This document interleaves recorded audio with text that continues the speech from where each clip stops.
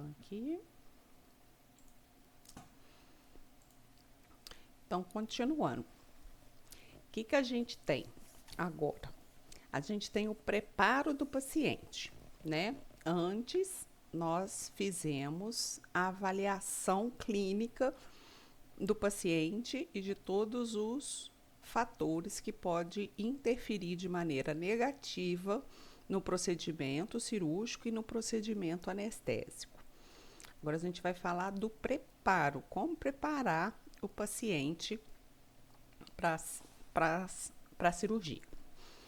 Então, a gente vai começar pelo jejum. O jejum é importantíssimo. Sem jejum, não acontece cirurgia nenhuma.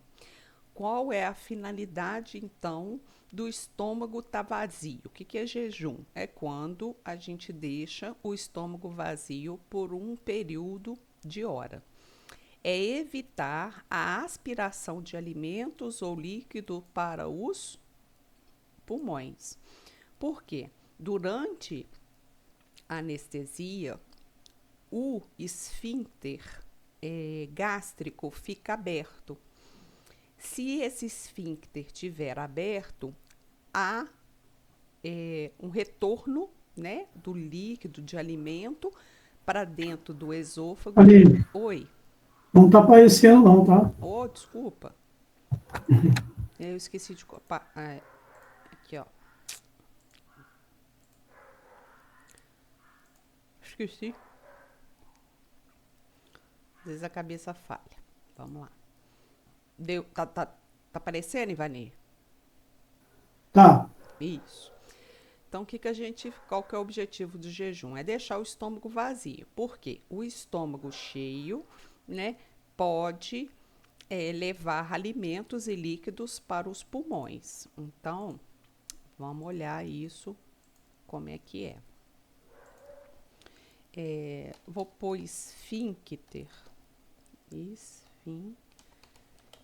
gástrico. Aí, pelo esfíncter gástrico, a gente consegue, tá? Raciocinar. Olha só, nós temos 2 esfíncter no estômago. O que são esses esfíncter? Depois que a comida entra para o estômago, o esôfago se fecha e a porção final do estômago se fecha. Então, a gente tem o esfíncter superior e o esfíncter inferior do estômago. Então, se o líquido já passou, o esfíncter se fecha. Olha lá, ó.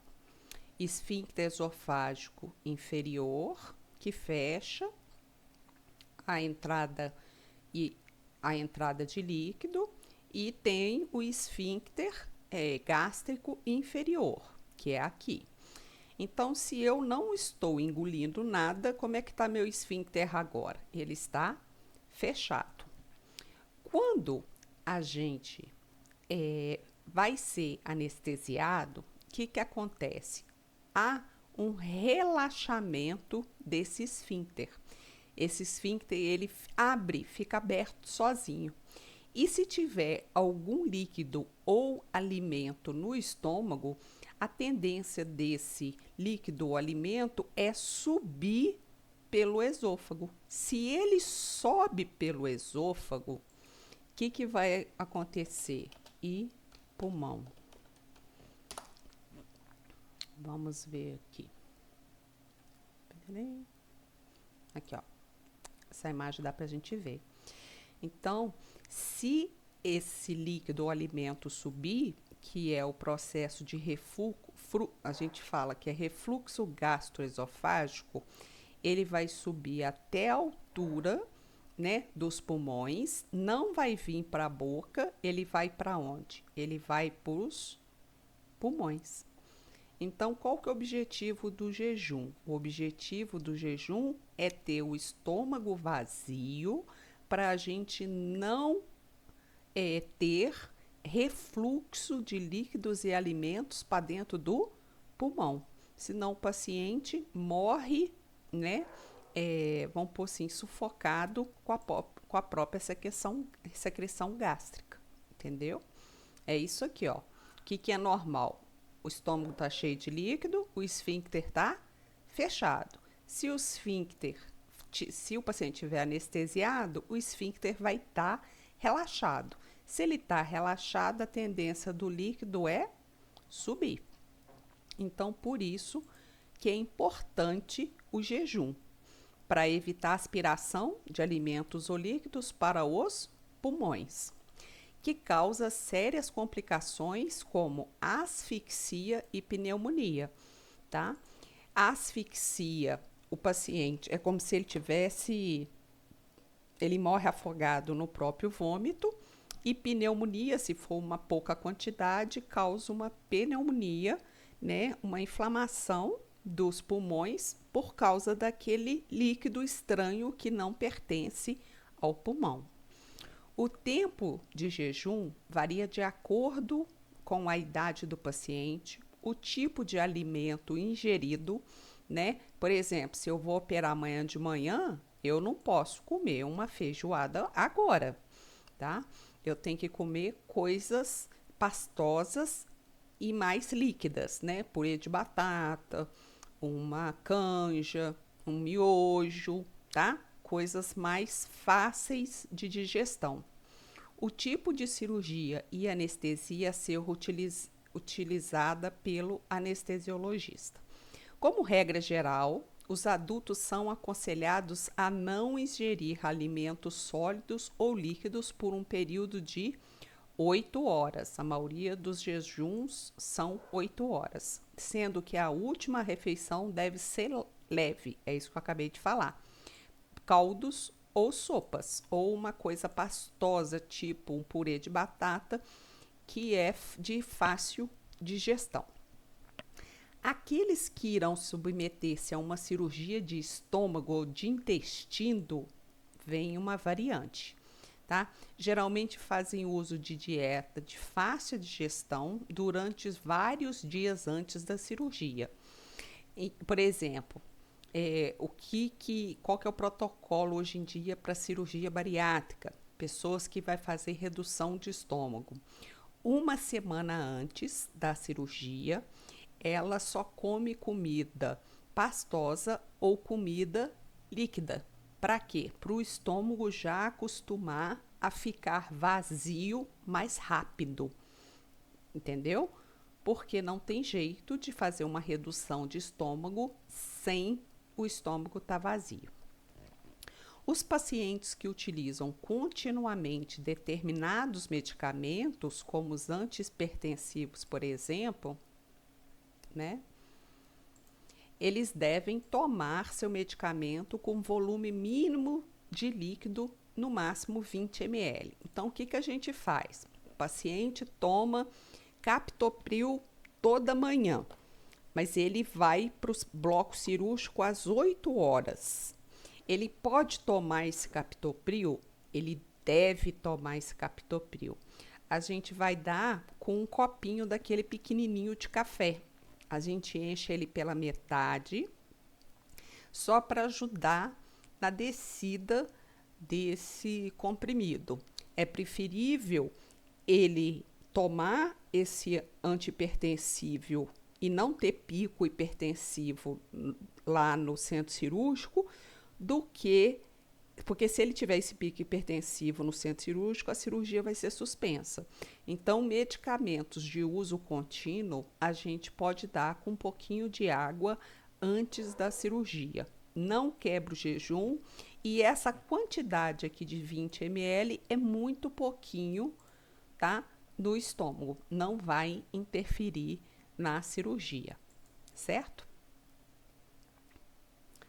Ficou claro aqui como deve ser o jejum? Sim. Come sim. Então tá joia. Aline, Oi.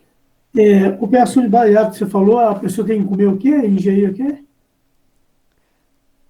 O pessoal que faz Operação- bariátrica, É, ele fica uma semana antes da cirurgia, por exemplo. A minha cirurgia é terça-feira que vem.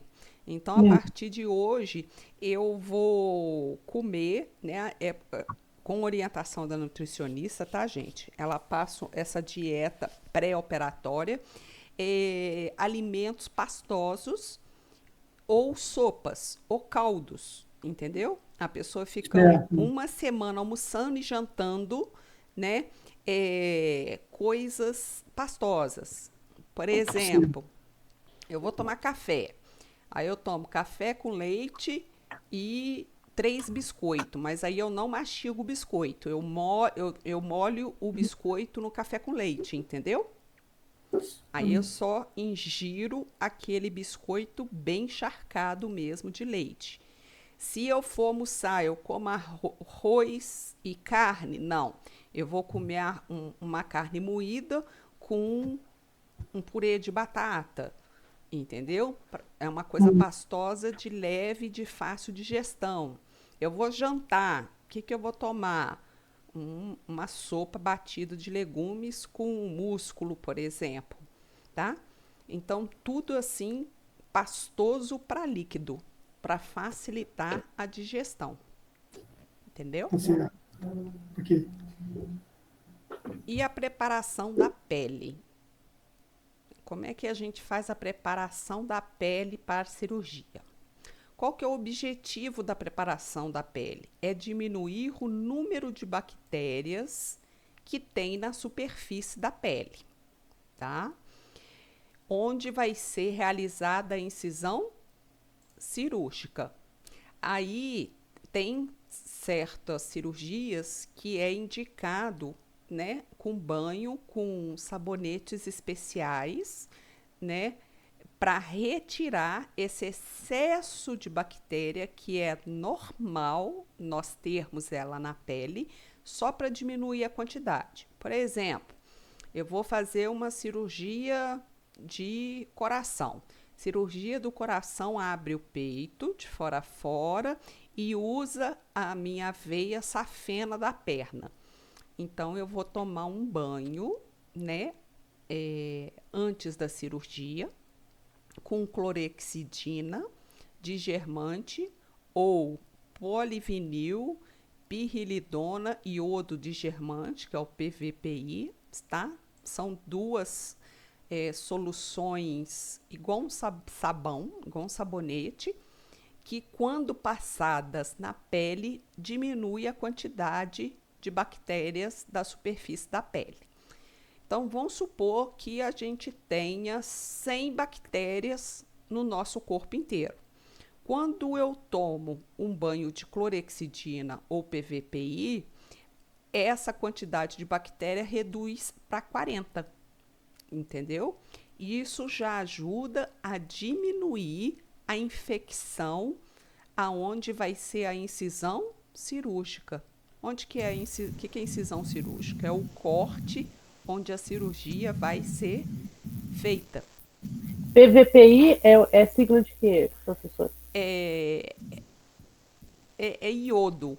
É iodo? É o Isso. de cima, né?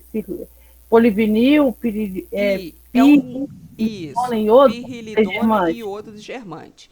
Aí, para a gente não ter que falar esse nome enorme, a gente fala PVPI, tá?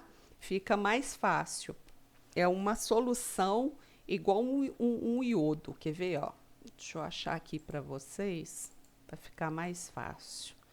PVPI de germante.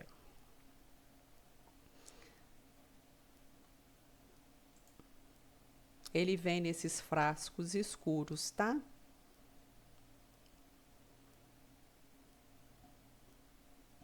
Mas eu queria mostrar para vocês, vamos ver se tem algum vídeo usando o PVPI, para vocês verem. É uma tintura iodada. Deixa eu ver esse aqui.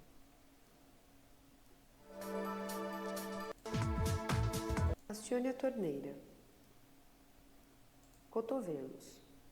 Deixa eu ver se ela vai usar Atenção para os PVPI ou se materiais ela vai usar necessários. clorexidina. Eu acho que ela vai Com usar escova impregnada clorexidina. com A antisséptico, clorexidina é pressione a parte da transparente, escova contra a pele tá? e espalhe por todas as partes, iniciando pelas mãos, antebraços, Esse não serve, porque esse é com clorexidina.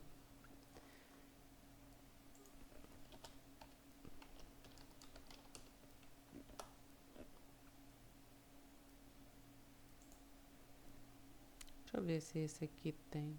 Não, mas é da outra forma, acho que não. Bom, o PVPI, deixa eu colocar aqui, solução de PVPI degermante. Eu queria tanto que vocês vissem a cor da solução, mas não aparece. Mas quer ver?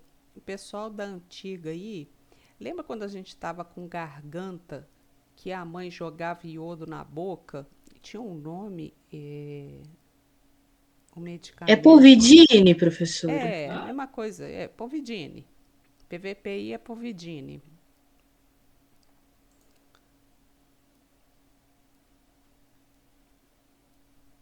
Eu acho que não vai ter nenhum vídeo, não. Aí a gente jogava, né, esse produto na boca, a gente ficava com a boca da cor de iodo. Eu não tô lembrada. Tinha um outro também que era PVPI, que a gente passava nos machucados, que era tipo mertiolate. Tinha um mertiolate que era transparente e tinha um que era avermelhado. Era solução de PVPI ou Povidine, tá? Vou ficar devendo para vocês. Se eu achar alguma coisa, eu mando. E tem também no preparo da pele, né? Além do banho de clorexidina e Povidine, a gente tem a tricotomia, né? É a rifocina, não é? Que ela tem uma corzinha diferente. Isso, É, isso, bem lembrado. Você lembra o Nossa Senhora. Só Exatamente. compra com receita médica. Matou a charada. É, Rifocina. Rifocina. Rifocina é um antibiótico que tem o Povidine junto, entendeu? Ó, vamos ver se tem algum vídeo usando rifocina aqui.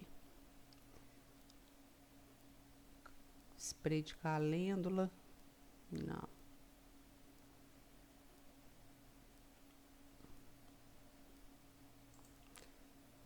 Deixa eu ver. Existe alguma coisa melhor que viajar? Piriri, piriri. Claro que sim. Viajar com pular o até anúncio. 50% de desconto. Pele. Superficiais na dermatite ou em aplicação não vai própria, ter. já que Aqui é um é antibiótico e pode até mesmo explicando o que é rifocina.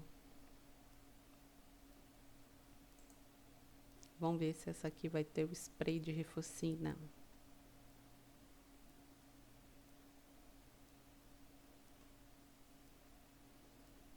É uma ferida, tá bem infeccionada, fechada, mas não mostrou jogando a rifocina. Bom, é aquela solução que quando a gente joga a pele fica vermelha, mas no caso do PVPI, a pele não absorve. Quando você joga a água, o produto sai. E a gente tem também a tricotomia, né? É o que? Cortar os cabelos, né? No local da futura incisão. Ou ao redor dela, se os pelos forem nela interferir. Embora alguns cirurgiões solicitem a realização da tricotomia mais ampla. A tricotomia deve ser executada o mais próximo possível da cirurgia, utilizando para isso cortadores de cabelo que diminuem o risco de lesão. Cirurgiões antigos gostam muito de tricotomia. Hoje em dia, a tricotomia, eles falavam o seguinte, que quando não tem cabelo, diminui a chance de infecção no local cirúrgico, né? Isso caiu por terra, porque se o local tiver bem lavado com clorexidina ou Povidine, o cabelo também vai estar limpo. Então, o cabelo não vai ser o causador da infecção no local. Hoje em dia, a gente faz quer ver? Um aparelho que a gente faz, ele chama tricótomo, mas ele é usado também pelos cabeleireiros. Principalmente os homens, quando vai fazer pezinho, usa tricótomo. Aqui, eu gosto muito desse tricótomo da 3M. Olha lá, ó. É tipo uma maquininha mesmo de barbeiro, que a gente põe inclinado. Essa lâmina aqui é descartável, é de uso único. E a gente tira o excesso de cabelo no local que vai ser a incisão cirúrgica.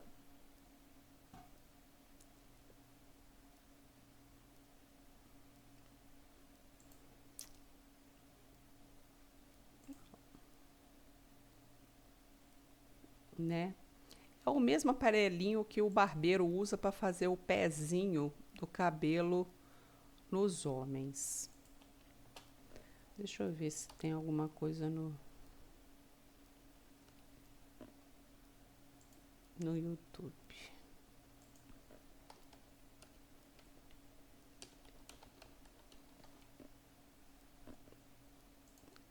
Ok. Antigamente a gente fazia, né, com barbeador descartável, um por paciente. Só que provou-se que o barbeador, quando nós usamos ele para cortar o cabelo, ele retira a camada superficial de defesa da pele. As lâminas cortam.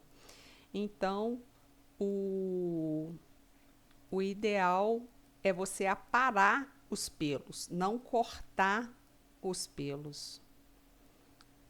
Não tem nenhum.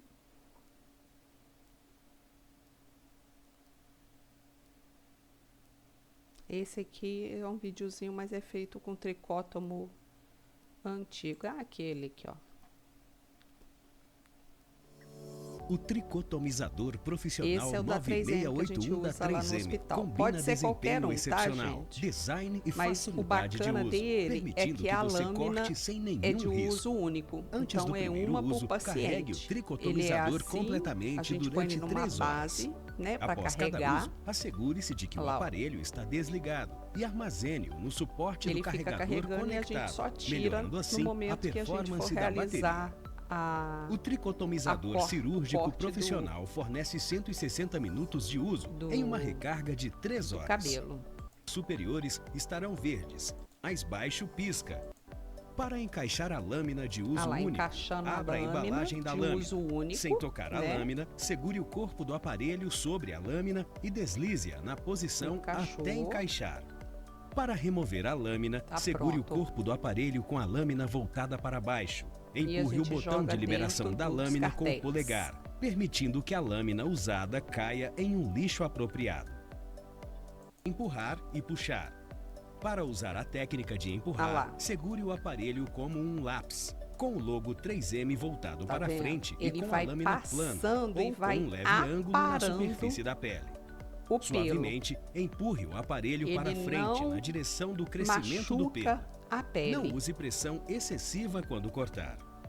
Para a técnica de precisa puxar, pôr pressão, posicione a lâmina só de plana com um passar, leve as ângulo na lâminas já vão superfície da pele cortando e puxe suavemente o os aparelho em cabelos. sua direção. Então, qual que é o Não arraste o objetivo da mesmo na pele do tricotomia? paciente. É O aparar aparelho não cortará os o pelo pelos, se for não usado incorretamente. cortá-los por Para completo. remover o cabelo, tá? comece em uma parte do cabelo Olha lá. e puxe o aparelho contra a Dá direção pra do pra crescimento. cabeça, para cirurgias de neuro. O tricotomizador Normalmente, 9681 nas cirurgias pode de ser neuro, limpo de forma fácil e antigamente, rápida. Era usado Antes de fazer raspar a a cabeça limpeza, inteira, certifique-se de que né, o aparelho está para desligado e a poder lâmina fazer a removida. cirurgia. Hoje em dia isso não é mais preconizado. A gente vai raspar somente o local em que vai fazer a perfuração do crânio. Tá joia? Então, por que que é feito com cortadores de cabelo? Para diminuir o risco de lesões cutâneas. Se você faz microlesões cutâneas, você abre porta para bactérias crescerem naquele local e causar uma infecção. Se você causa infecção em pequenas lesões, você vai causar infecção na incisão cirúrgica. Até aqui ficou claro?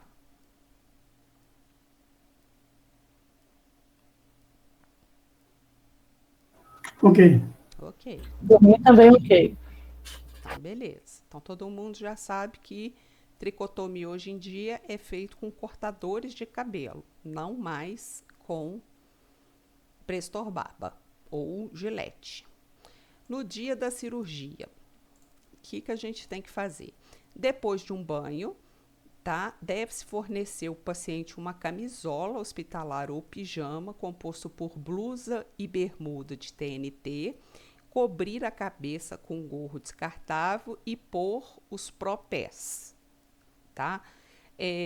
O propé é de TNT e é muito parecido com um gorro, só que ele vai forrar o pé. Deixa eu ver se eu acho aqui fotos de pijama hospitalar. Hospitalar. Na verdade, a gente chama isso de... Não é isso que eu estou procurando. Não, isso aqui é o pijama, eu coloquei errado. Vamos pôr camisola. Normalmente a gente fala camisola. Esse aqui, ó. Tá? Então, a gente põe essa camisola no paciente com um gorro e um propé para encaminhar esse paciente para o centro cirúrgico, tá? Mas hoje em dia a gente usa bermuda, ó, bermuda e blusa de TNT para pré-operatório. Aqui, ó. Lá no hospital, o que nós usamos? Nós não usamos aquelas camisolas, nós usamos o conjuntinho de TNT, que é composto por um short, na verdade é uma bermuda, que vem até a altura do joelho, e uma blusa de TNT, tá? Até o paciente chegar na sala de cirurgia. Na sala de cirurgia, a gente retira a blusa e o short para poder fazer a operação, tá? Esse aqui é muito melhor porque o paciente não fica exposto. O problema das camisolas é essa abertura na parte posterior, tá? Porque esse lacinho aqui se perde e o paciente fica sempre com o bumbum de fora, porque a amarração é na parte de trás. Na parte da frente fica reto assim, tá? Por isso que a gente aboliu a camisola, a gente optou pelo conjuntinho. O que a gente tem que fazer antes de levar o paciente para o centro cirúrgico? Retirar lentes de contato, retirar prótese dentárias móveis, tá? Pode ser rote ou pode ser dentadura. Tem que tirar, tá, gente? Mas tem pacientes que são resistentes, né? Teve uma situação uma vez no hospital que foi muito engraçada. O senhor era casado, assim, há 40 anos, vamos pôr, com a mulher e sempre usou dentadura. Só que a mulher não sabia que ele usava dentadura. Aí, a menina, né, a técnica, perguntou se ele tinha dentadura, ele falou que não. Chegou lá no centro cirúrgico, a hora que o anestesista foi entubar, a dentadura saiu do lugar. Aí o anestesista me chamou. Aí eu falei, olha, eu não sei, me dá a dentadura dele aqui que eu vou guardar, deve ter um motivo. Aí eu liguei para o andar e conversei com a técnica, né, que levou o paciente para mim. Eu fui perguntar para ela por que ela levou o paciente com dentadura, porque não pode. Aí ela me explicou que durante o trajeto para o centro cirúrgico, ele falou que ele usava dentadura, mas que ele nunca contou para a mulher dele que ele usava dentadura. Por isso que ele falou que não tinha dentadura. E a menina realmente não podia voltar para o quarto com a dentadura. O que ela fez? Ela deixou ele ir para o centro cirúrgico com a dentadura. Não tem problema. A gente vai tirar e na hora que o paciente acordar, a gente devolve a dentadura, tá? A gente tem que respeitar o paciente também. Mas tem situações, gente, que a gente passa no hospital que é bem cabulosa às vezes. Teve uma vez que foi o seguinte: o paciente sofreu um acidente, internou e sofreu uma cirurgia, né? Aí nós avisamos a esposa dele. Aí eu não sei como, a amante ficou sabendo também. Aí me chega as duas na porta do hospital e ele já estava no quarto, né? E as duas querendo subir. E uma começou a brigar com a outra porque elas queriam, todas as duas queriam ficar com ele no pós-operatório, né? Aí a portaria me ligou, né? Aí a menina da portaria falou: ó, o paciente tal tá aqui tem a esposa e tem a amante aqui, você tem que decidir qual das duas que vai ficar com ele, porque elas estão brigando. Aí eu falei assim: poxa vida, meu Deus do céu, como é que eu vou resolver isso? Aí o que eu fiz? Eu fui lá no quarto e perguntei para ele. Falei: ó, eu tô com as duas lá na porta, não sei se uma sabia da outra antes, mas as duas tá querendo ficar com você, mas só pode uma. Qual que você quer que fique com você? Aí ele virou para mim e falou assim: não, tem que ser minha esposa, porque meus filhos vêm aí e meus filhos não podem ver a amante. Eu falei: perfeitamente. Aí desce eu lá na recepção e fui conversar, né? Aí eu falei exatamente o que ele me falou, falei para as duas. Ó, ele falou que quer ficar com a esposa, porque se ele receber os filhos não podem saber que ele tem um amante. E assim foi feito. A amante ficou lá esperando na recepção mais notícias dele e a esposa subiu, foi ficar com ele no quarto. Então, o hospital, gente, ao mesmo tempo que tem muita coisa triste, tem muita coisa engraçada, que põe a gente, às vezes... Mas daí a esposa não matou ele, não? Aí eu não sei, minha filha. Porque eu pus ela no quarto, fechei a porta e deixei o pau comer. Eu falei: eu não vou ficar assistindo nada desse troço, não. Falei com as meninas, né, da equipe, falei: ó, deixa eles pra lá e eles se resolvam. Mas eu acho que deu tudo certo, né? Aí no outro dia, que aconteceu? Na hora do almoço, a esposa desceu um pouquinho, né? A amante subiu, foi lá ver ele um pouquinho, ela ficou uns 30, 15 minutos conversando com ele, depois ela foi embora, entendeu? E a esposa subiu de novo, né? Mas a gente teve que separar esse momento também, falar que é uma de cada vez, porque imagina se as duas estivessem no mesmo quarto que ele. Eu acho que ele ia morrer, não era da cirurgia, não, ele ia morrer, era de porrada. Porque elas iam engalfinhar uma com a outra na frente dele. Mas tem essas e outras N situações que a gente passa, gente, é muito engraçado. Então, vamos lá. Retirada de piercings e adornos, tá? Anel, aliança. A aliança tá aqui no meu dedo há 40 anos, não sai. O que a gente faz? A gente pega um alicate, tá? De cortar fio da ortopedia e corta a aliança. Não pode, tá? A gente tem que tirar a aliança. E devolve para a família. Mesma coisa são os piercings. Tem piercing, a maioria de rosca.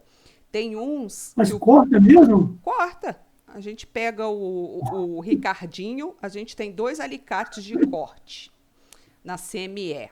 O Ricardinho e o Ricardão. Vou mostrar a foto para vocês. Vamos lá. O paciente vai querer a aliança inteira depois. Não, mas aí ele está ciente que é necessário cortar, que não tem outra opção. Ou ele corta ou ele não opera, né? Alicate, a gente chama de Ricardinho e o Ricardão. São alicates de cortar fios, placas e parafusos. Aí eles aqui, ó. É um pequenininho e um grandão. Esse grandão aqui é igualzinho aqueles alicates de cortar arame na roça. Igualzinho, tá? E o Ricardinho é menorzinho, ele tem uns 30 centímetros mais ou menos. Mas ele dá para cortar a aliança direitinho ou o anel que está agarrado há muitos anos. Aí, infelizmente, a gente corta e entrega para a esposa, né, ou para o familiar e explica que realmente teve que ser cortado, tá? Professora, Oi. independente do material, Independente do material, do metal, né? sabe o que que aconteceu? Ah, Eu tenho um piercing de face e eu ia colocar outro. Aí eu perguntei isso para a moça, eu falei, olha, e corrente elétrica, essas coisas assim, que eu falei do eletrocautério com ela. certo. Ela falou comigo e me deu um documento de que era titânio de prótese. Aí vem o documentozinho, a Uhum, especificação de que não faria mal, certo. que não ia passar corrente elétrica, mas tem essa orientação? Que se eu chegar, o médico vai mandar tirar e tem que tirar, não é? Tem que tirar, tá? Porque Mesmo sendo de material de prótese. se for titânio, titânio realmente é uma liga metálica que não conduz eletricidade, né? Igual os marca-passos hoje em dia. Marca-passo hoje em dia é feito com liga de titânio, porque se passar, por exemplo, na porta de um banco, não vai dar interferência na frequência do marca-passo. Tem algumas placas, parafusos, né, hastes, né, que colocam em osso da ortopedia, que é de titânio. Mas esses materiais, né, de órtese e prótese titânio são bem mais caros do que os de liga de metal. Se a moça te deu, né, o certificado e garantiu que o seu piercing é de titânio, você não precisa tirar, tá? Mas se acontecer algum processo de queimadura por causa do piercing, aí a responsabilidade não é do hospital, entendeu? Sim. A responsabilidade é dela porque ela te deu um certificado afirmando que era liga de titânio e a corrente elétrica passou por essa liga de titânio. Então não é titânio puro. Entendi. Ela falou para eu imprimir e guardar, tem lá as coisas da fábrica que produz, tudo direitinho. Eu acho que ele pode até ser banhado, Uhum, porque o valor realmente condiz. entendi. Mas eu fico meio assim, de deixar. Porque a É, gente manuseando perto do paciente com eletrocautério, eu acredito que não vai dar problema. uhum. Mas com a corrente na gente, eu acho que já é Eu diferente. também acho, né? E onde que é seu piercing? É no nariz? É, no septo, e o outro que eu ia colocar e não coloquei é um intra no externo. Entendi. É porque, por exemplo, esse no Não, nariz, isso não. se causar uma queimadura do cautério, você vai ficar com um buraco no nariz. Depois Não vou. vai que esse buraco fecha mal fechado, né? Cicatriza Dá um muito, desvio de septo, dá um né? desvio de septo, você pode ficar com o nariz torto, entendeu? É, eu não confio, não. Eu acho que se for necessário, eu tiro sim, mesmo com. Uhum. Eu acredito que o certo seria tirar mesmo por precaução, tá? Mas ele foi feito com certeza por titânio, não por causa de uma futura cirurgia que você vai ter. Ele foi feito de titânio porque o titânio causa zero chance de rejeição, do seu corpo rejeitar, entendeu? Piercings que são de metal, que não, por exemplo, pode ser de ouro, ele pode ser de ouro branco, ele pode ser de prata, eles podem causar infecção no local, né? E essa infecção caracteriza a rejeição do seu corpo ao piercing, né? E eles devem ter começado a produzir piercing de titânio porque o corpo não rejeita titânio, entendeu? É, foi exatamente isso que ela falou, porque um outro que eu tenho rejeitou.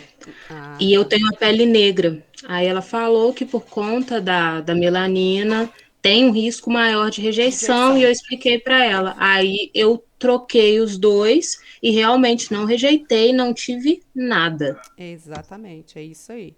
O objetivo, se Deus quiser, a gente vai evoluir as placas e os parafusos, tudo para titânio, se Deus quiser, e vai parar os casos de infecção pós-operatória de ortopedia, se todas as ligas estiverem sendo feitas de titânio, né? Quando é feito, o risco de infecção e rejeição é zero.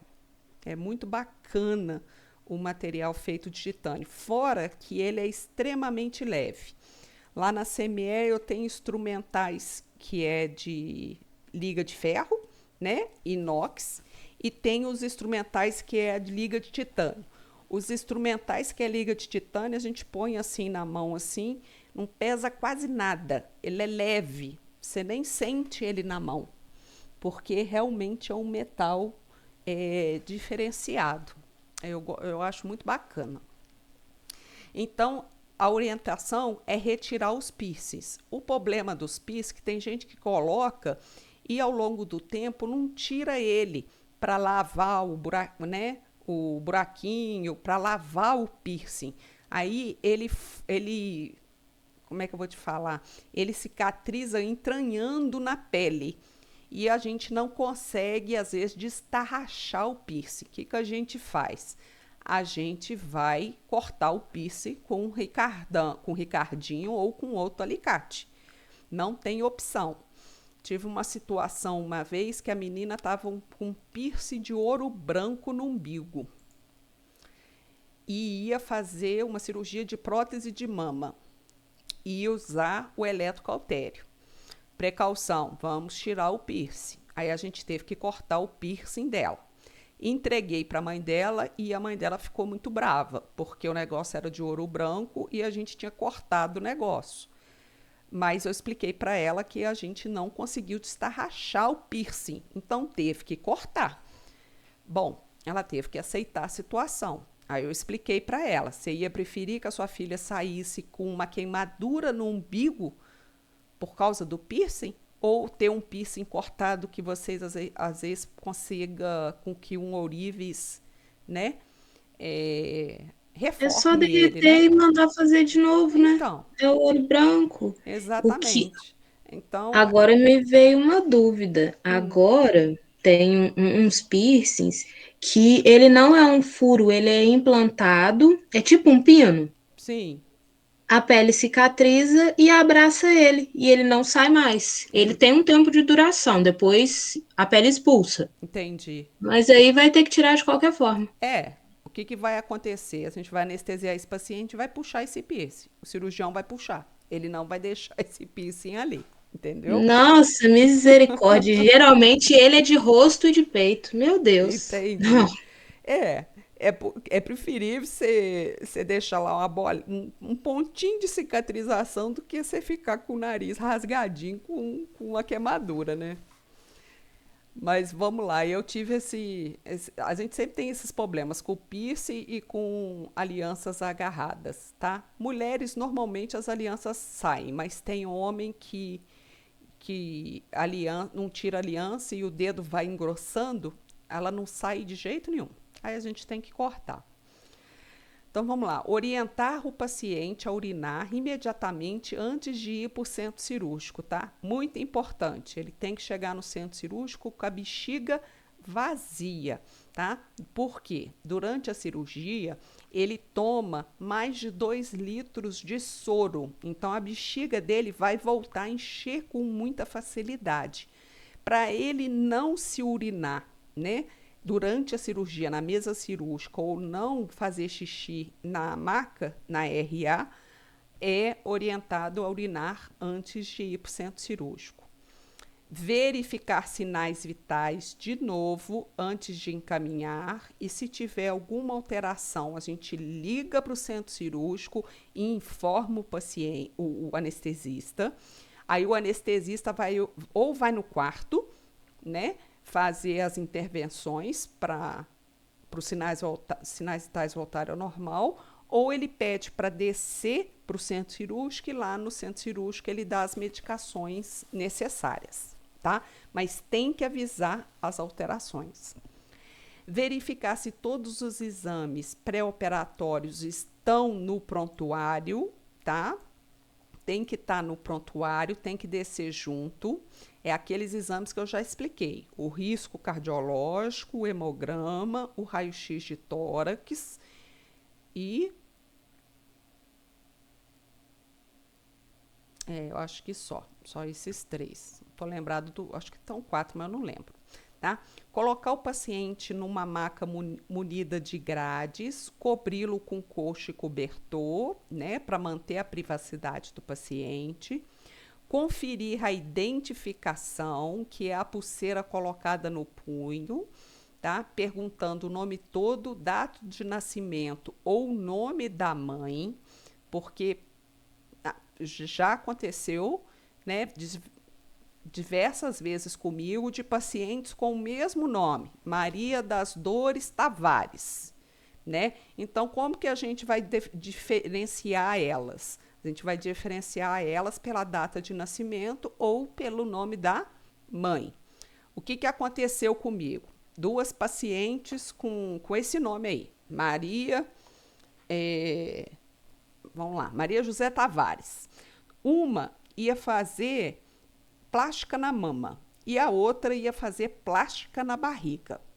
Todas as 2 estavam na RA.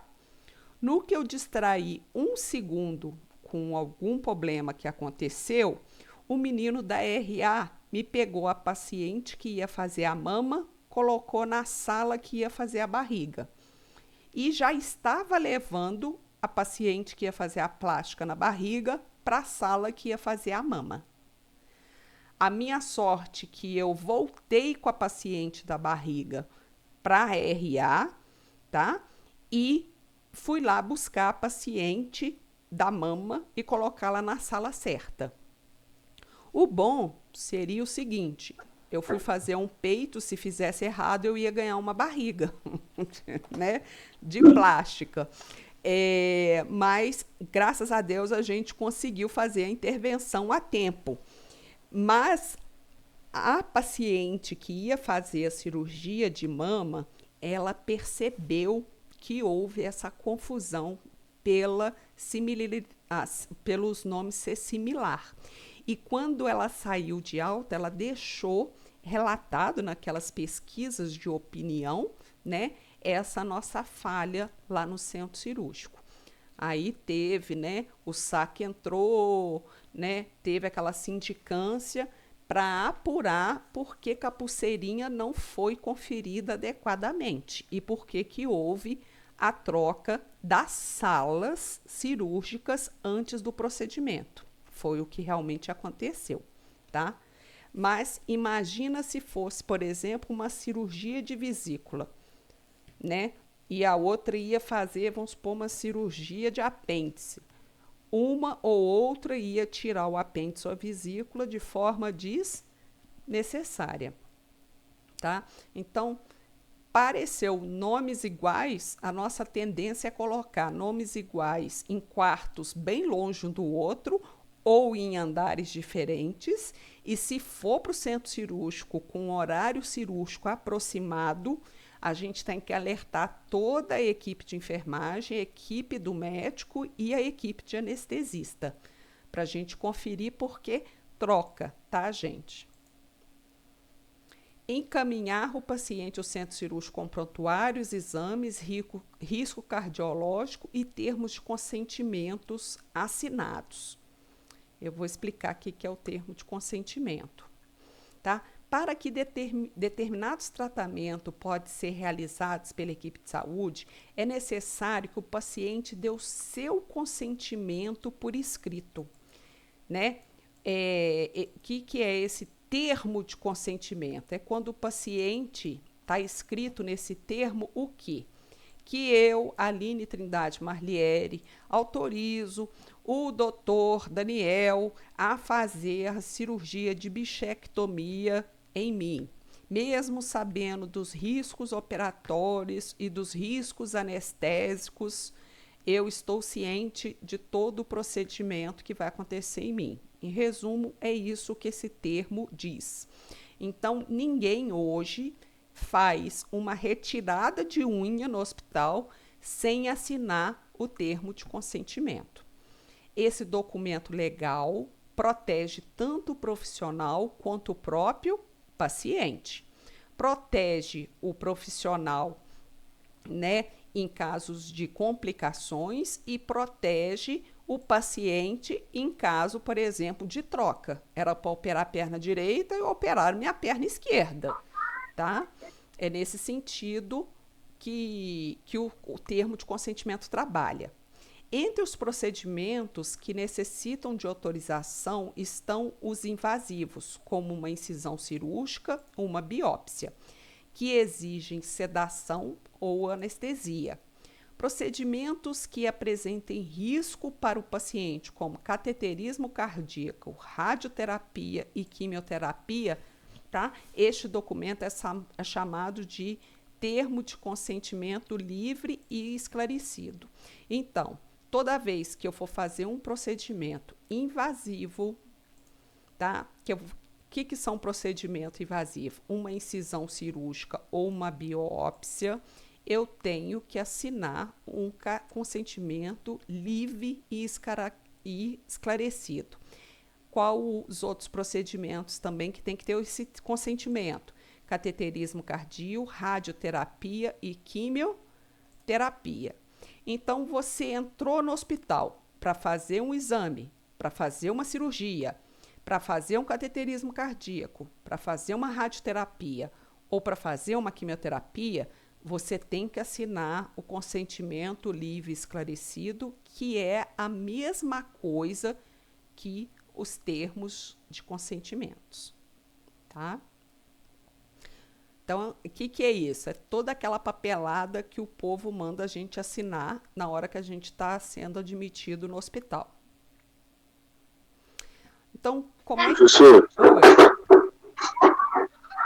por nossa cultura, a grande parte não gosta de ler, vai sair assinando tudo.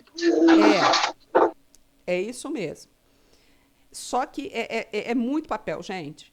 Além desses dois termos, né, que é o de anestesia e o de cirurgia, tem o contrato do hospital, né, de internação, tem autorização de transfusão sanguínea, no caso, né, para aqueles que não são testemunho de Jeová, porque para testemunho de Jeová tem um outro consentimento, um outro termo, um outro consentimento para assinar.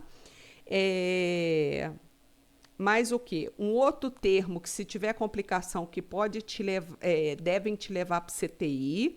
Então, é uns 5, 6 contratos e consentimentos que a gente assina na hora que está internando. E são contratos que é frente e verso e tem lá uma dezena de parágrafos. Antes da cirurgia, você é nervoso, com fome, porque você está com jejum, né? Alguém vai parar para ler aquele negócio? Eu sou uma que não leio. Tudo que eles mandam assinar, eu saio assinando. O dia que meu filho for operar, eu estava nervosa, eu sabia de tudo que ia acontecer, mas eu estava nervosa. Mas na hora da admissão, a mulher me deu aquele monte de papel, eu assinei todos. Nem sei o que eu estava assinando, mas acaba que a gente assina, tá? Mas tem uma parte que é bem bacana. E todos esses termos que nós assinamos, eles não eximem o hospital de responsabilidade nenhuma. Toda e qualquer complicação que acontecer com o meu filho, no caso, o hospital tinha que assumir e tinha que tratar. Entendeu? Então, podem assinar sem precisar questionar, porque os termos é só uma parte documental, mas não exime o hospital de tratar você. Tá certo? Olha lá. O consentimento livre e esclarecido por escrito é necessário para a realização de toda e qualquer cirurgia, exceto de emergência, tá, gente? Acidentou na porta do hospital Unimed. Eu sentei o carro no poste. Tô toda quebrada, tá? Eles vão me pôr para dentro do hospital e eu não, por estar toda quebrada, eu não vou assinar nenhum desses papéis. Mas depois da cirurgia ou chegada de algum familiar, todos esses consentimentos são dados para serem assinados. Pois nessa, o paciente corre risco de morte e a cirurgia pode ser realizada como medida salvadora, mesmo sem consentimento. Então, na apostila, eu pus, né, um modelinho padrão, né, no caso aqui é parte cesárea, de que tem que ter escrito, né,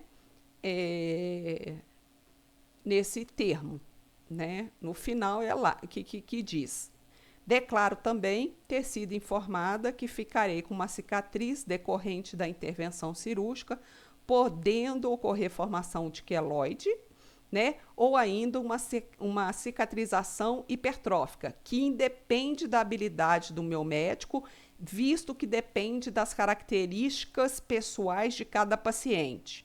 Pergunta: nesse caso aqui de causar uma queloide lá no meu corte de cesárea, exime o médico de depois tratar esse queloide?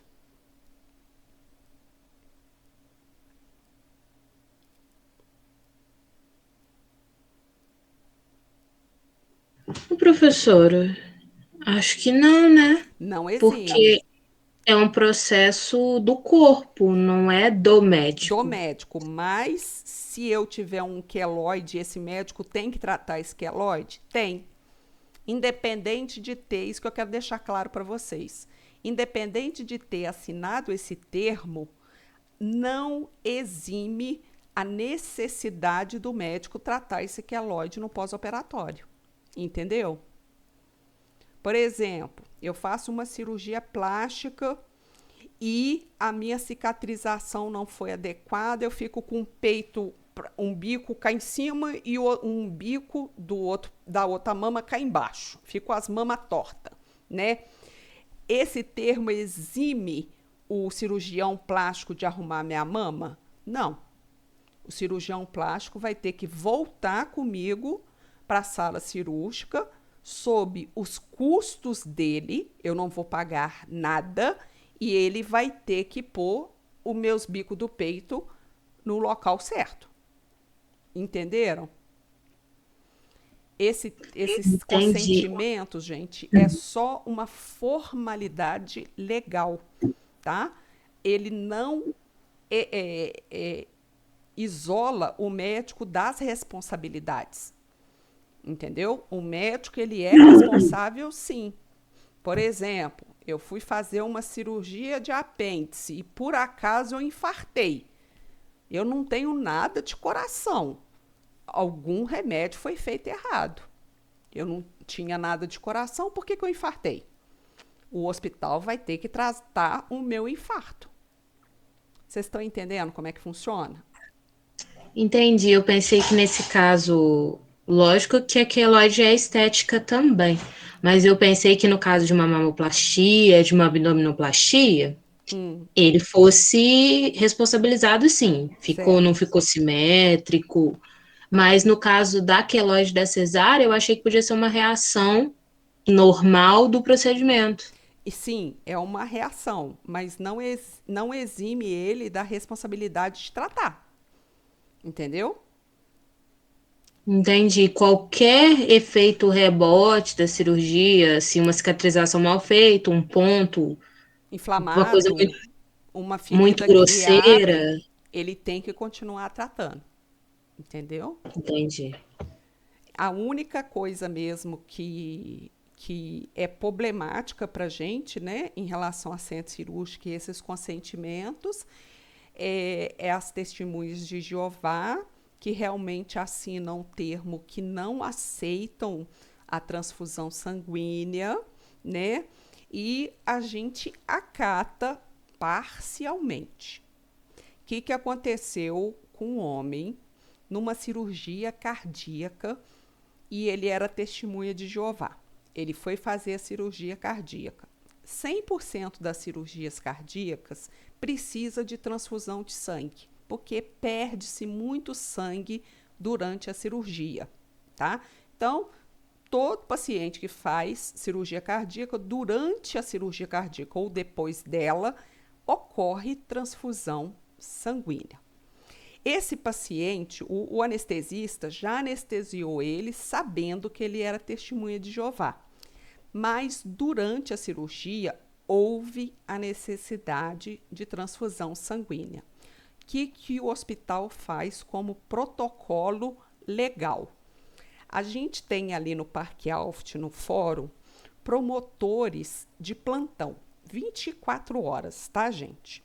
O hospital, na época, era fax, hoje em dia deve ser e-mail. Mas, na época, o pessoal da recepção mandou para o fórum um fax, né, feito pelo anestesista, que o paciente, sei lá, José Carlos, estava passando por uma cirurgia cardíaca e precisa de transfusão sanguínea. Entretanto, ele era testemunha de Jeová e tinha assinado o termo. Foi o fax para o fórum. 15 minutos depois, o fórum voltou com fax que o promotor digitou, né, escreveu, e o promotor colocou lá: perante o risco eminente de perda de vida, concedo ao anestesista fulano de tal o direito de conduta médica de realizar a transfusão sanguínea. O que o anestesista fez? Pegou esse fax, colocou no prontuário do paciente e realizou a transfusão sanguínea. Entendeu? Aí, em cima desse anestesista, não ia cair nenhum processo, porque ele estava respaldado pela promotoria que ele poderia fazer a transfusão de sangue. Entenderam como é que acontece?